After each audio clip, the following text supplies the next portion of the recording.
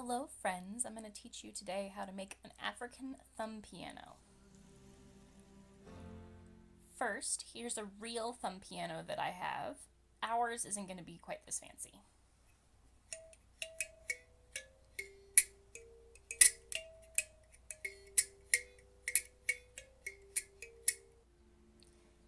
Here are some things that you're going to need to make your thumb piano. Some bobby pins, tape, and an empty container to attach the bobby pins to. Stretch open all the bobby pins. If you have one type only, maybe try refolding them to different lengths. Put a long strip of tape across the flat side of the bobby pins with the sticky side facing away from the pins.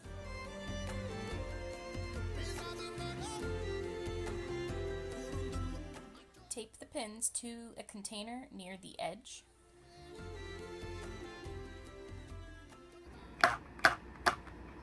Listen to your instrument. Could it sound better?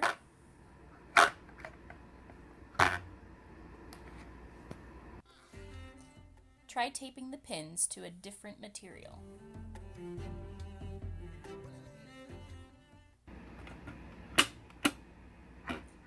This one sounds better, but a couple pins still need some extra tape to fix the sound. And it's done!